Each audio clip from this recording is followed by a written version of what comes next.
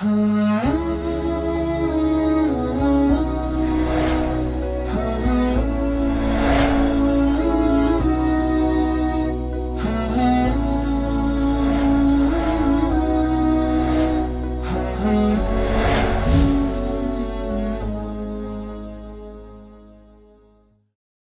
shikues, selam aleikum. Mirë se takojmë përsëri në këtë takim të përjavshëm në emisionin Urtësitë e Adhurimeve. Sot si gjithmonë kemi hoxhën e nderuar Mustafa Taniqi. Hoxh, selam aleikum. Wa aleikum selam wa rahmatullah, mirë se u gjeta. Me hoxhën jemi duke folur mbi urtësitë që burojnë nga adhurimet të ndryshme. Hoxh, pasi kemi folur për një sër adhurimesh dhe jemi fokusuar në takimet e fundit tek adhurimet të cilat shprehen me gojë, sot do të flasim për salavatin. Fjala salavat duket si një fjalë dhe është një fjalë arabisht. A mund ta përkthejmë dhe mund ta zbërthejmë pak shqip për teleshikuesit? Bismillahirrahmanirrahim. Alhamdulillahi rabbil alamin wassalatu wassalamu ala ashrafil khalqi wal mursalin Muhammad ibn Abdullah al-Amin wa ala alihi wa sahbihi ajma'in wa ba'd. Të gjitha falënderimet janë vetëm për Allahun xhalla xhelalu, krijuesin dhe furnizuesin ton.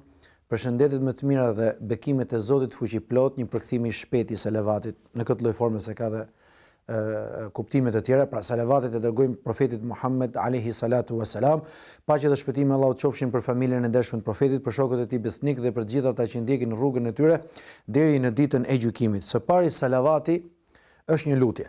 Për çfarë do thotë kjo lutje?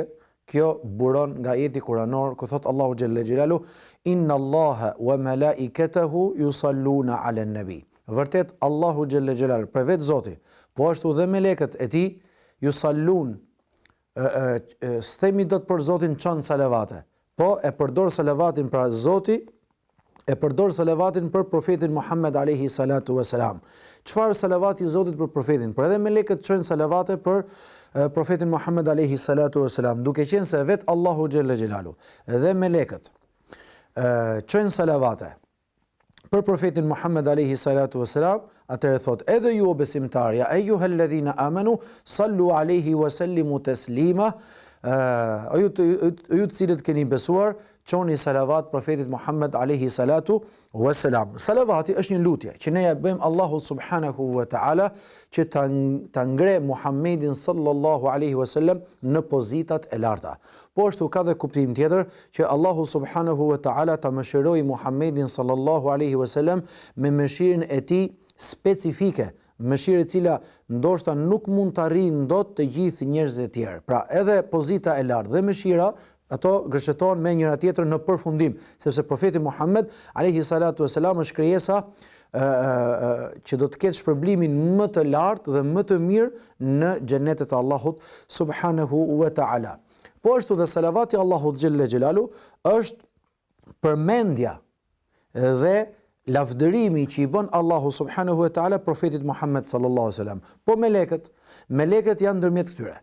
Që do thotë, ndërmjet lavdërimit, ndërmjet përmendjes, lartësimit të emrit Muhammedit alayhi salatu wasalam, jo në formë adhurimi, sa adhurimi përket vetëm Allahut, por në formë respekti ndaj kësaj krijese kaq madhështore që e bëri madhështore Allahu subhanahu wa taala, andaj derisa gëzon Muhammedi alayhi salatu wasalam që Zoti vazhdimisht e lavdëron Muhammedin. Pra ju salli ala nabi, e madhëron Muhammedin alayhi salatu wasalam, madhërim që i përket pra rangu të krijesave. Ashtu dhe melekët dëshmojnë për këtë madhërim, e lartësojnë vetë emrin Allahu xhella xhelalu, por dhe lavdërojnë profetin Muhammed alayhi salatu wassalam. Ashtu na kërkohet prej nesh që t'i lutemi Allahu subhanahu wa taala për këtë lavdërim të jetë sa më i shpeshtë, sa më i domethënë të bëjmë salavat sa më shumë, për këtu hyn pastaj dhe mëshira. Pra ne kërkojmë Allahu subhanahu wa taala që profeti Muhammed alayhi salatu wassalam të mëshirohet nga Allahu xhella xhelalu. Mirë po, mund të pyesim nëse unë tash do dal në rahun e kemi bërë të marrëveshjen që do të ndrojmë disa herë. A meriton Muhamedi të bëshirohet? Ndërkohë që Aisha radhiyallahu anha i thot vetë profetit sallallahu alaihi wasallam, ty ti ka fal Zoti të gjitha mëkatet. Pikërisht në këtë dosha të pyes se duket si një dyshim besimi që o Zot mëshiroj Muhamedin, ndërkohë që është prej pjesëve themelore të besimit tonë që domethënë Muhamedi është i falur. Muhamedi është i falur, është në pozitë më të lartë xhenetit dhe duket si kontradiktore në shqip nëse lutesh për mëshirë ndaj profetit. Ka dallim ndërmjet faljes dhe mëshirës. Falja është për diçka konkrete, për një gabim konkret, për një gjuna konkret. Kurse mëshira nuk është kusht të jetë për gabimet dhe gjunahet dhe mëkatet që mund veproj njeriu, në rastin ton vetë Muhamedi alayhi salatu vesselam. Çfarë do thotë mëshirë? Nëse ne do të marrim parasysh devotshmërinë e lartë të profetit Muhammed alayhi salatu vesselam, vetë krijesa e kësaj natyre, vetë krijesa e Muhamedit sallallahu alaihi wasallam, a është e kufizuar? Devotshmëria e tij është e kufizuar. Adhurimi i tij është i kufizuar. Përpjekjet dhe mundi i tij, gjithçka që lidhet me të në raport me Allahun xhelel xhelal është e kufizuar. Pse? Sepse vetë ishte i kufizuar si krijesë, që do të thotë, sado i devotshëm, sado i mirë, sado i sinqert, sado adhuruesi i përpikt dhe i sakt, qoftë Muhamedi alayhi salatu wasalam, sado këto cilësi kaq të mira ti ketë për një kohë shumë të gjatë, ndoshta 1000 vjet, ndoshta 2000 vjet adhurime, që ai 61.5 vjet ka jetu dhe jo 63 siç njihet, domethënë, po 63 me kalendarin hënor, 61 vjeç e gjys, domethënë me kalendarin diellor, domethënë nuk e ka kap 70 vjet. Ta zëm sikur do jetonte 1000, 5000, ja dhe domethënë 10.000 vjet do jetonte. Prap është diçka e kufizuar, që do të thotë devotshmëria, sinqeriteti, adhurimi në një kohë të kufizuar nuk meritojnë përhershmërinë e xhenetit. Përhershmëria e xhenetit dhe grada më e lartë në këtë përhershmëri ka nevojë për mëshirën e Zotit, andaj dhe ne i lutemi Allahut xhelle xhelalu ta lavdoj atë sa më shpesh, ta ngrej në pozitën e tij, ta mëshiroj me këtë mëshirë të gjerë, prandaj dhe nga gjithë këto lutje të ndryshme dhe vet Allahu xhelle xhelalu i pranon lutjet nuk e lavdëru pejgamberin sallallahu alaihi wasallam, do të shikojmë se në ditën e gjykimit ai do të jetë në xhenetet më të larta me shpërblimet më të mira dhe në përhershmërinë e shpërblimeve që ka krijuar Allahu subhanahu wa taala. E njëjta gjë ndodh edhe për krijesat. Domethënë edhe ne kemi nevojë për mëshirën e Zotit, pavarësisht se Zoti mund na ketë fal mëkatet, apo mund na ketë dënuar ndoshta, Allahu na rrit nga dënimi i tij, domethënë mund na ketë dënuar përkohësisht për disa prej gabimeve apo prej mëkateve. Edhe ne do të përfitojmë nga mëshira e Zotit nëse jemi në xhenet. Çfarë është mëshira këtu? Përhershmëria e xhenetit është mëshirë me vete, nuk ka lidhje me falet e mëkateve. Mirë, por profeti Muhammed alayhi salatu wasalam është ai që meriton më shumë ti këtë gjë, të lavdërohet, të ngrihet në pozitë dhe pikërisht për këtë do të jetë i pari që në ditën e gjykimit ai do të ndërmjetësojë tek Zoti për faljen e krijesave të Allahut xhelle xhelalu, mëkatarëve, gjunaqtarëve të ndryshëm, ai që quhet shefaat. Ju pak a shumë për kësaj kuptuam që salavati është më tepër i shpreh admirimin dhe lavdërimin ndaj profetit sesa një dua që Zoti ta falë për arsye se ai nuk ka pas gjunaje. Nga ana tjetër, profeti Muhammed a ka nevojë për salavatet tona? Do thënë shkurtën se të themi, a hyn në punë këto salavate profetit? Atëherë, përderisa Zoti e ka caktuar që ai do të jetë në pikën më të lartë të krijesave, atëherë në pikën më të lartë të krijesave Zoti e çon nëpërmjet kujt? Mëshirës së tij absolute, në të njëjtën kohë dëshirës që kemi ne për këtë krijesë se ky e meriton të jetë në pikën më të lartë. Po pse e meriton? E meriton sepse atë çoi Zoti, pra atë bëri Zoti shkak për udhëzimin ton. A nëse ne udhëzuam, nëse ne lavdëruam Allahun xhelle xhelalu, e përkujtuam atë, i falemi atij, i dedikojmë atij adhurime të ndryshme, atëherë të gjitha këto adhurime në formë piramide, sevapet, shpërblimet i shkojnë profetit Muhammed alayhi salatu wasalam. Pas gjithë kësaj, a nuk e meriton kjo krijesë që ne t'i lutemi Zotit, o Zot, ngritë në pozitë akoma më të madhe këtë krijesë që është bërë shkak për udhëzimin ton, pra ti e dërgove që ne të na udhëzosh nëpërmjet tij, nëpërmjet këshillave të tij, nëpërmjet mësimeve të tij, ne në jetën tonë të përditshme, gjithmonë masi i kryjm detyrat ndaj një personi që jemi borxhli në detyrat që na ngarkon, masi e shikojmë që ky është njeriu shumë i mirë, atëherë e lavdërojmë atë. A nuk mjaftojnë me kryen e detyrave? Jo, nuk mjaftohet. Është vetë natyra njerëzore që do të fillojë të flasë mirë për të. Do ta lavdëroj për të, kurse në raport me ditën e gjykimit, me shpërblimet në xhenete, me rahatin që do të gjejnë besimtarët vetë profeti Muhammed alayhi salatu wasalam në fushën e mahsherit, në atë ditë tepër të frikshme dhe tepër të madhe, atëherë në raport me atë ditë, atëherë neve i lutemi Zotit që Zoti ta ngrejë atë në pozitën më të lartë dhe nëpërmjet lutjeve tona përfshi dhe vetë mëshirës së Allahut xhelle xhelalu që ka përmendur në Kur'an, edhe vetë Zoti çon salavat, domethënë e lavdëron dhe madhëron emrin e tij në raport me fjalë me krijesat, sepse ai nuk është Zot, domethënë, atëherë çfarë bën vaki?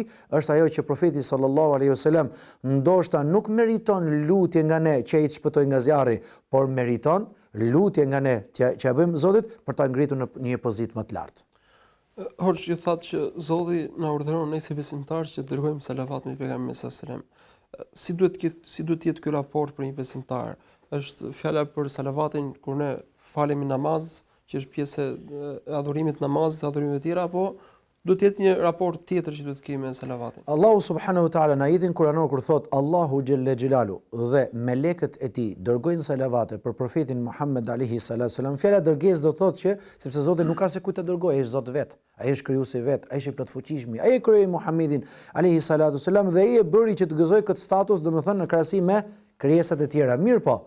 Allahu subhanahu wa taala kur thotë që e lavdëron Muhammedin sallallahu alaihi wasallam, e mëshiron atë, i pranon dhe kërkesat apo lutjet e të gjithë krijesave për lartësimin e kësaj krijese mbi krijesat e tjera, nuk ka thënë diçka të caktuar dhe të kufizuar se kjo bëhet një herë në ditë, apo një herë në vit, apo një herë domethënë në të gjithë jetën e Muhamedit alayhi salatu wasalam, apo sa herë që luten besimtarët, nuk cakton diçka. Ashtu dhe melekët nuk cakton diçka, vetëm na lajmëron se Allahu xhelle xhelalu, domethënë salavatet që ja dedikon Muhamedit sallallahu alaihi wasallam, ja dedikon në formën e mëshirës. Kur, si, qysh, pse, domethënë pseja është hyn te urtësit, po mënyra se si dhe kur më fjalë është e papërcaktuar. E njëjta gjë është dhe për melekët. Mirë, për këtu kanë rënë kontradikt dietarët, duke qenë se tek Zoti dhe melekët nuk ka ardhur diçka përcaktuar. Menjëherë vjen urdhër, o ju të cilët keni besuar, dërgoni salavat me Muhammedin sallallahu alaihi wasallam, pra luteni për të, për mëshirë, për ngritje pozitive, për lavdërim e kështu me radhë. Edhe këtu nuk ka kufizuar diçka. Duke qenë se nuk ka kufizuar diçka, dietarët kanë rënë kontradikt, se do të shem salavat me Muhammedin sallallahu alaihi wasallam, disa kanë thënë një herë në vit. Disa kanë thënë një herë në të gjithë jetën. Pse? Mjafton që ti ta kesh kryer një herë detyrën, atëherë kjo do të thotë më fjalë të paktën sa je gjallë, domethënë një herë në jetë, sepse nuk ka lënë diçka të caktuar. Ne jemi për minimumin, për atë për dëshmuar që ne jemi besimtarë. Po, kurse disa dietarë të tjerë kanë thënë të paktën një herë në mexhlis. Në një mexhlis, në një ulje, në një tubim, në një kuvend, domethënë nëse përmendet emri Muhamedit sallallahu alaihi wasallam, ti dërgojmë atij salavate. Dhe nëse përmendet emri i tij disa herë më vonë, nuk është më nevojshme, por është e pëlqyeshme që mund t'i dërgojmë salavat, por nuk e kemi të detyrueshme, kurse disa dietarë të tjerë kanë thënë sa herë që përmendet e kemi detyrë. Sa herë që përmendet profeti Muhammed alayhi salatu wasalam e kemi detyrë. Cila nga këto mendime është më e sakta? Dalët ajo që është më e përgjithshme, se po na i shpjegove të gjitha mendimet, do na Jo, e përgjithshme atëherë, nëse janë këto mendime, e përgjithshme është se duke qenë se të gjitha këto mendime kanë ardhur nga ijtihad, se si ta kuptojmë ajetin dhe nuk ka një argument të drejtë për drejtë, atëherë ne ulemat kanë thënë ihtiyatan, me fjalë që ihtiyatan do thotë ti jemi brenda. Mi fjalë, ti bim salavat që i është vajxhib, s'është vajxhib, paktën ne kemi rënë salavat, mirë është, po. Mirë është që të dërgohet salavat për profetin Muhammed alayhi salatu wasalam sa herë që përmendet emri i tij. Jo sepse ti e ke detyrë, sepse nuk ka një argument i drejt për drejt që tregon për detyrë, mirë po, ti je brenda kësaj, ti je më i sigurt, aq më tepër kur thot profeti Muhammed alayhi salatu wasalam, në një hadith që transmeton Imam Tirmidhiu në sunenin e tij, el-bakhilu men dhukirtu indahu wa lam yusalli alayya. Është koprac, është kurnac, ai i cili kur përmendet emri im tek ai nuk dërgon salavat mbi mua. Fjala është koprac, disa kanë kuptuar që është detyrë, disa kanë kuptuar që shiko, ai ka lënë mangësi në vetveten e vet në raport me shpërblimet. A do të kesh shpërblime të mëdha? Po. Ço salavat mbi profetin Muhammed alayhi salatu wasalam. Përndryshe nuk do të kesh sevape të mëdha, që do të thotë nuk është detyrë sa herë të përmendet, mirë po në të gjithë shekujt islam. Deri te sahabët, deri te profeti, deri te tabiinët, deri te tabiinët edhe më pas të gjithë dietarët gjithmonë janë munduar të dërgojnë salavate për Muhammedin alayhi salatu wasalam, ja siç po dërgojmë edhe ne tani në formën, domethënë sa herë që përmendej pejgamberi sallallahu alajhi wasallam, por kemi dhe raste të ndryshme, transmetime të ndryshme, kur sahabët na tregojnë diçka për profetin Muhammed alayhi salatu wasalam, e përmendin emrin e tij dhe kalojnë menjëherë në fjalinë tjetër duke mos thënë sallallahu alaihi wasallam ose duke mos thënë alayhi salatu wasalam, çka tregon se ka qenë e njohur në disa raste tek sahabët dhe tabiinët, pra në dy gjeneratat më fatlume, përrjedhoj dhe ajo që vjen më pas tabiinit, domethënë, pas kemi raste kur ata e pasen përmendur emrin e Muhamedit alayhi salatu wasalam dhe nuk kanë dërguar domethënë salavate. Për më e mirë temi të sigurt sa herë përmendet Muhamedi sallallahu alaihi wasallam të dërgojmë salavate sepse është tepër e rëndësishme. Salavati sa i rëndësishëm është në jetën e besimtarit, në besimin e tij, në dhikrin e tij, në adhurimet e tij. Po të flasim për rëndësinë, po ta lidhim rëndësinë dhe urtësinë, ato pastaj dalin shumë. Por nëse do ta ndajmë veç rëndësinë nga urtësitë, atëherë ato lidhen bashkë me thënë drejtën, por rëndësia si rëndësi unë do të përqendrohem në dy pika. Pika e parë është se salavati për profetin Muhammed alayhi salatu wasalam është e barabartë me një punë të mirë për cilën Zoti shpërblen, për një adhurim. Kur njeriu bën një punë të mirë apo bën një adhurim, cili është shpërblimi? Allahu subhanahu wa taala, sikur na ka mësuar vetë pejgamberi sallallahu alaihi wasallam, e shpërblen atë 10 fish. Nëse bën një mëkat, e dënon, e shkruan si mëkat me një fjalë, një fish. Domethënë, 1 me 1. Nuk ka, domethënë, nuk shumë fishohen domethënë ato mëkatet. Kurse tek puna e mirë, tek adhurimet e ndryshme, diçka që është e dobishme dhe kënaq Allahun xhella xhelalu, raporti është 1 me 10. Pra bën një të mirë, Zoti shkruan 10 shpërblime. Ky është minimumi. Pastaj kjo mund të shkojë në 700 e në shumë fishime të ndryshme. E njëjta gjë ndodh me salavatin. Transmetoni me Muslimin në Sahihun e tij, ku thot pejgamberi alayhi salatu wasalam, men salla alayya salatan sallallahu biha alayha 10. Thot, kush dërgon një salavat për mbi mua, thot pejgamberi sallallahu alaihi wasallam, ose për mua, Allahu xhelle xhelalu do të bie në salavat për të 10 herë. Atëherë jo vetëm për profetin sallallahu alaihi wasallam, po Allahu xhelle xhelalu bin salavat edhe për vetë muslimanët, për vetë besimtarët, kur ne i çojmë salavat pejgamberit sallallahu alaihi wasallam. Mirë, po salavati i Zotit për ne çfarë është? Nëse ne këndojmë një salavat për profetin Muhammed, o Zot mëshiroje Muhammedin, o Zot ngrije atë në pozitën e lartë, o Zot bëj atë që të gëzoj pikën më të lartë të xhenetit e kështu me radhë, atëherë ne na shpërblen Zoti me 10 fish shpërblime. Pra jo një herë salavat dhe ne meritojmë salavatin e Zotit që për ne është mëshirë, falje mëkatësh, domethënë një herë, jo, një herë salavat Allahu xhelle xhelalu dërgon 10 salavate për ne, pra një herë salavat këndojmë, Zoti 10 herë na fal gjunahet dhe na mëshiron. Një salavat të dytë dhe 10 herë të tjera. Një salavat të tretë, më fal 3 herë salavate, 30 mëshira me një herë nga Allahu subhanahu wa taala. Kush nuk i don të gjitha këto mëshirë nga Zoti? Kush nuk don faljen Allahu subhanahu wa taala me një herë të vetme kur ti thua alayhi salatu wassalam, sallallahu alaihi wasallam, një fjalë goje, imagjinoni sa shpërblim të madh ka te Allahu subhanahu wa taala. Kjo është për sa i përket raportit mes krijesës dhe Allahu xhelle xhelalu, kur krijesa musliman apo besimtari e përmend Muhammedin sallallahu alaihi wasallam duke rënë në salavat. Mirë po, kemi edhe diçka praktike pastaj në jetën tonë islame, në jetën tonë fetare, në një hadith që transmeton Buhariu, me sa më kujtohet dhe Muslimi, ku një beduin arab, nuk i dihet akoma emri i atij njeriu, domethënë, futet në xhami dhe falet. Don t'i lutet Allahu xhelle xhelalu me lutje të ndryshme. Mirë po, e shikon pejgamberi sallallahu alajhi wasallam që ai nuk po lutet tamam siç duhet, e thirrate dhe i thot, kur ti lutesh Allahu xhelle xhelalu, esni alayhi. Esni alayhi do të lavdëroj atë. Me çfarë ta lavdërojmë Zotin? Me emrat dhe cilësitë e tij. O Zot, ti je madhërishmi, o Zot, ti je plot fuqishmi, ti je mëshirshmi, ti je furnizuesi, ti je krijuesi, ti je i gjithdijshmi, ti je i urti, prej teje vijnë mirësitë. Ne nuk i presim mirësitë nga krijesat, i presim mirësitë prej teje. Krijesat janë vetëm një shkak, një sebeb që i bën ti për të na ndihmuar ne, apo burimi i urtësisë, burimi i dijes, burimi i suksesit, i mbarvajtjes, i mirësive, begative, i bekimeve janë nga ty o Zot, pra ne lavdërojmë Allahun subhanahu wa taala. Pastaj thot pejgamberi sallallahu alajhi wasallam, masi ta lavdërosh Zotin, pra nuk cakton se si duhet lavdërosh, thjesht lavdëroje, madhëroje Allahun xhalla xhelalu.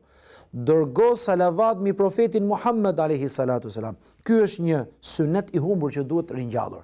Çfarë? E lavdërojmë Allahun xhalla xhelalu, pastaj dërgojmë salavat mi pejgamberin sallallahu alajhi wasallam, pastaj i thot, pastaj lutu, bëje duan tënde, sepse ajo meriton më shumë të pranohet në këtë formë. Andaj, shikoni neve, domethënë Zoti bën shkak salavatin mbi pejgamberin sallallahu alaihi wasallam që duaja jon të jetë më e pranuar te Allahu subhanahu wa taala. Dhe kjo jo për çifin ton, sepse kështu na intereson ne. Kështu na ka lajmëruar vetë pejgamberi sallallahu alaihi wasallam. E madhërojmë Zotin, i dërgojmë salavat profetit Muhammed sallallahu alaihi wasallam, e bëjmë lutjen dhe shpresojmë që lutja të na pranohet. Jo siç bëhet zakonisht, fillohet më njëherë me lutjen, në fund fare i dërgon një salavat, edhe më salavatet një Fatiha, edhe u krijon, nuk është kjo rënditja që na ka treguar pejgamberi alayhi salatu wasalam, por të madhërojmë Zotin, sepse ai është krijuesi jon.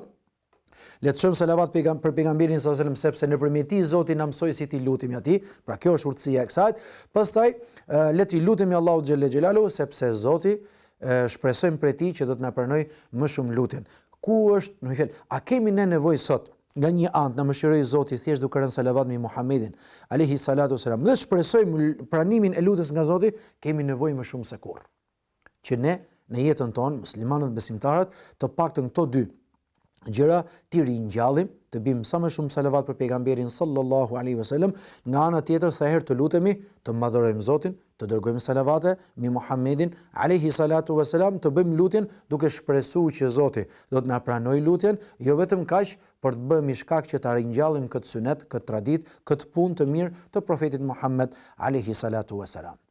Mirë, le të vazhdojmë këtë bisedë mbi rëndësinë dhe dobinë e salavatit në pjesën e dytë të emisionit. Ndërsa shikues që ndroni, do të vazhdojmë për urtësitë që buren nga salavati në pjesën e dytë të këtij emisioni.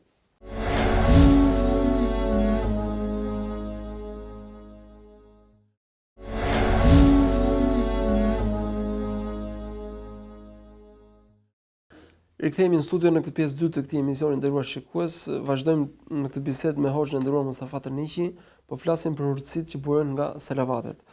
Hoxhë përmendet se salavati është mjaft i rëndësishëm për besimtarin, ndërkohë unë pyetjen e fundit që diskutuam, e bëra nxitur edhe nga një hadith ku i dërguari i Zotit sallallahu alajhi wasallam thotë që në atë lutjen që nuk përmendem unë, ajo nuk është e pranuar tek Zoti. Pra është salavati edhe kush në disa për adhurimeve tjera, apo faktikisht ndihmues. Faktikisht nuk ka hadith sakt të kësaj forme. Nuk është korrekt. Jo, nuk ka hadith sakt, sepse jo vetëm që nuk është i sakt me një fjalë, por bie ndesh dhe me parimet islame. Nëse salavati për profetin Muhammed alayhi sallam në lutje është një shkak më shumë që Zoti na pranoi lutjen, kjo është për hir të urtësisë që unë e përmendë, domethënë, derisa Zoti është krijuesi, ne atë duhet të madhërojmë. Mirë, po ky Zot na mësoi ne të lutemi atij nëpërmjet kujt? Nëpërmjet Muhammedit alayhi salatu wasalam, atëherë më njëherë pastaj i dërgojmë salavat Muhammedit sallallahu alaihi wasallam. Kjo është domethënë një lloj etike me Zotin në formën e lutjes, por jo kusht. Nuk ka asnjë lloj hadithi që kushtozon që salavati për profetin Muhammed alayhi salatu wasalam është kusht për pranimin e lutjes. Hoxh, ju gjatë bisedës përdorët disa forma të salavatit. Në alayhi salam, sallallahu alaihi wasallam dhe forma tjera. A mund të përmendni disa prej formave më të mira me cilën mund ta përshëndesim dërguarin e Zotit? Format janë të shkurtra faktikisht, për ato që sa herë përmendet pejgamberi alayhi salatu wasalam, ne i çojmë salavat në formë të shkurtër, sepse biseda është e tillë, mezhlisi është i tillë, nuk po bëjmë një adhurim të veçantë. Por forma më e shkurtër është alayhi salam. Pastaj diçka e mesme, alayhi salatu wasalam. Pastaj pak më gjatë se kjo, sallallahu alaihi wasallam. Mund të ketë pastaj edhe forma të tjera, Allahumma salli ala Muhammad wa ala ali Muhammad. O Zot, salli ala Muhammad, pra mëshiroje Muhammedin dhe familjen e Muhammedit. Pra këtu është edhe një urtësi tjetër që të futet dhe familja e Muhammedit sallallahu alaihi wasallam në salavate, jo sa herë përmendet emri i tij, mirë po sa herë që ne kemi mundësi në adhurime të ndryshme siç kanë ardhur. Dhe salavati më i mirë është ai që quhet salavat ibrahimie. Ajo që këndojmë neve në mas lutjes së tehiyatit në rekatin e fundit. Allahumma salli ala Muhammad wa ala ali Muhammad kama sallaita ala Ibrahim wa ala ali Ibrahim fil alamin innaka Hamidun Majid wa barik ala Muhammad wa ala ali Muhammad kama barakta ala Ibrahim wa ala ali Ibrahim fil alamin innaka Hamidun Majid. Është një fil alamin, është shtohet faktikisht, ka ardhur te Buhariu dhe Muslimi si transmetim, edhe pse në vendet tona domethënë nuk njihet, ajo është hadith i saktë që ne mund ta shtojmë. Por tek ne njihet Allahumma salli ala Muhammad wa ala ali Muhammad kama sallaita ala Ibrahim wa ala ali Ibrahim innaka Hamidun Majid. Domethënë në këtë lloj forme. Ky është salavati më i njohur dhe më i mirë që ka qarkulluar te të gjithë ulemat e Islamit. Në për librat e tyre, në mënyrën se si falet namazi i pejgamberit sallallahu alajhi wasallam, por dhe në shumicën e transmetimeve nga sahabët e nderuar të pejgamberit sallallahu alajhi wasallam. Por duke qenë se është një formë pak më e gjatë se salavatet e tjera, kjo zakonisht këndohet në namaze, apo dikush i don gjatë ditës ta këndojnë salavatin në këtë lloj forme. Kurse forma më të shkurtra dhe faktikisht ato që kanë përdorur ulemat, dietarët në librat e tyre, por dhe për shpejt në ligjërimet e tyre në kuvendet dhe mezhliset e ndryshme, përmendet Muhamedi alayhi salatu wasalam, thuhet alayhi salatu wasalam ose shkurt fare alayhi salam ose sallallahu alayhi wasallam. Imam Newawi thot është mekruh e papëlqyeshme nëse ne do të mjaftohemi gjithmonë kur themi alayhi salam, alayhi salam, alayhi salam. Pse? Sepse Allahu xhalla xhelalu ka përmendur formën e salavatit në dy forma në Kur'an. Ku thot sallu alayhi wa sallimu taslima. Pra jani në formën e salavatit është salat edhe teslim. Ata me kuptime faktikisht shkojnë dhe vinë me njëra tjetrën, hynë të bekimet e Zotit, paqja e Zotit, mëshira e Allahut. Paqja zakonisht është për besimtarë, se pejgamberin paqja është, nuk ka çfarë të gjë, as lloj gjë e keqe. Por si kuptim, hynë mëshira e Allahut, hynë bekimet e Zotit, hynë begatitë e Zotit, hynë lëvdatat e Allahut xhelle xhelalu për të, hynë pozita e tij e lartë me fjalë që ne i lutemi Zotit ta ngrejë. Të dyja bashkë me fjalë gëshëtojnë me njëra tjetrën. Thot Imam Newawi, duke qenë se Allahu xhelle xhelal në Kur'an ka përmendur dhe salat edhe teslim, atëherë dhe ne le t'i dërgojmë salavat Muhammedit alayhi salatu wasalam me të njëjtën formë, duke thënë alayhi salatu wasalam ose sallallahu alayhi wasallam, përmendet të dyja ato fjalë që janë përmendur në ajetin kuranor si formë më e shkurtër për të marrë atë sevapin 10 fish që na ka përmendur pejgamberi sallallahu alaihi wasallam nga Allahu xhelle xhelalu. Gjithsesi, forma më e mirë është ajo që ne, siç e thatë dhe ju, në salavat, në tashahhud. Po. Dhe kjo nuk ka të bëjë me ndonjë dedikim të veçantë, ndonjë ditë të veçantë, ndonjë poezi të veçantë. Do të thënë, përshëndetja më e mirë se duam të rrim salavat është kjo apo jo? Ajo është më e mira. Disa dietarë kanë bërë detyrë në teatrin e fundit të salavatin, siç është medhhebi Shafi dhe disa të tjerë, kurse disa medhhebe të tjera dhe ulemat të tjerë nuk e kanë bërë detyrë në namaz, por është e pëlqyeshme. Kanë argumente vetë, mos futim në temën e fikut, edhe pse mendoj se e vërteta është, knotet te hijati që është detyrë, pastaj mas te hijatit vjen hadithi pejgamberit sallallahu alajhi wasallam, "Feled'u bima sha'a", le të lutet njeriu me çka të ketë dëshirë. Edhe lutjet e ndryshme në shpikëri salavatit. Pra nuk qenë ka detyrë mas e të hijatit. Mirë po, forma si formë vjen në atë lloj forme që ne e lexuam, e kënduam apo e recituam, ajo është më e mira, salavati më i mirë dhe më i vlefshëm te Allahu subhanahu wa taala. Me që jemi tek emisioni Urtësitë të adhurimeve, le të përmendim dhe le të rendisim disa prej urtësive kryesore që burojnë nga salavati. Tani shpjegimin që ne i bëm nga fillimi deri tani, ajo po me urtësitë lidhet. Sepse urtësi me vete është kur ne informohemi se ç'është salavati, pse këndohet salavati, pse Zoti i bie salavat me profetin Muhammed alayhi salatu wasalam kështu më radh. Por diçka specifike, salavati është ajo që ne përmendëm, një urtësi e madhe, duke qenë se Allahu xhelle xhelalu është krijuesi ynë dhe ne duhet ta madhurojmë atë, është furnizuesi ynë dhe ne duhet ta falenderojmë atë, është mëshiruesi ynë dhe ne duhet të kërkojmë falje vazhdimisht prej tij, është ai i cili na çon bekimet dhe begati dhe ne vazhdimisht duhet i lutemi atij, ai është i plot fuqishëm dhe vazhdimisht mbështetja duhet të jetë tek ai. Të gjitha këto bashk, kush na i mësoi ne? Na i mësoi Muhamedi sallallahu alaihi wasallam. Atëherë më njëherë mas Allahu xhelle xhelalu e meriton si në dashuri, pra të duhet Zoti më shumë, pastaj profeti Muhammed sallallahu alaihi wasallam, pastaj të gjithë njerëzit që vinë sipas radhitës, ashtu dhe madhërimi i bëhet Allahu xhelle xhelalu, mirë po madhërim në formën e Zotit, ne përveç Zotit nuk kemi tjetër, por i dërgojmë salavate Muhamedit sallallahu alaihi wasallam, pastaj dalim në lutjet tona dhe në adhurimet tona të tjera. Kjo është e para. Pastaj sa më shumë të bim salavat me pejgamberin sallallahu alaihi wasallam, aq më shumë shpresojmë që Zoti i Madhërisëm të na pranojë lutjet, siç treguam pak më parë. Po bashkë me të kemi urtësinë tjetër që shpresojmë nga Allahu xhelle xhelalu, kur ne shpresojmë që Zoti na pranojë lutjen, do të thotë që ne jemi duke shpresuar në të njëjtën kohë se jemi duke afruar tek Zoti më shumë. Zoti na don më shumë, Zoti na afron tek ai më shumë, Zoti na begaton më shumë, Zoti na jep bekime më shumë, Zoti na mëshiron më shumë. Të gjitha këto domethënë sepse neve po dërgojmë salavat pejgamberit sallallahu alaihi wasallam. Tjetër gjë është se sa herë që ne i dërgojmë salavat pejgamberit Muhammed alaihi salatu wasalam, aq herë ai njeri, ajo krijesë e dashur e Zotit bëhet krijesë e dashur edhe për ne.